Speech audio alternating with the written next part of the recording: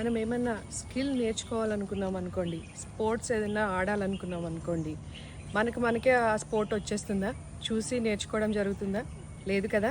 ఆ coaching join అవుతాం. అక్కడికి వెళ్ళినప్పుడు అక్కడ ఉన్నటువంటి స్పోర్ట్స్ నేర్పించే ఆయన వాళ్ళు వచ్చి మనకు నేర్పిస్తారు.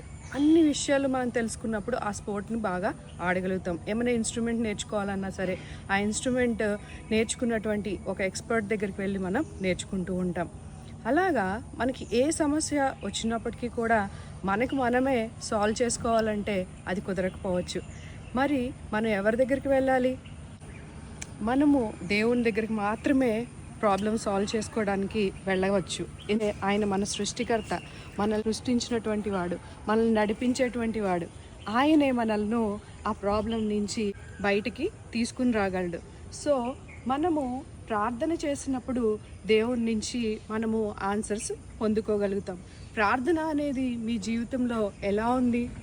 కార్కు ఉన్నటువంటి స్టీరింగ్ వీల్లా ఉందా, లేకపోతే స్టెఫ్నీలా ఉందా? టైర్ పాడైపోతే మనము స్పేర్ టైర్ని యూజ్ చేసుకుంటూ ఉంటాం. ఆ విధంగా మనం ప్రార్థన చేస్తూ ఉన్నామా? మన ప్రార్థన నిత్యము ఉంటూ ఉండాలి. అది మనల్ని డ్రైవ్ చేసేటువంటి స్టీరింగ్ వీల్లా ఉండాలి.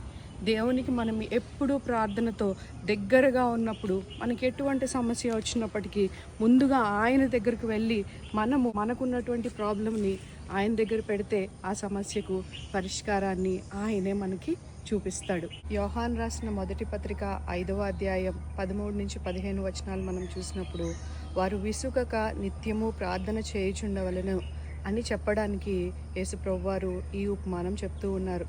మనం ఎప్పుడు కూడా విసుగకుండా ప్రార్థనలో దేవునితో మనం సంబంధం కలిగి ఉన్నాం.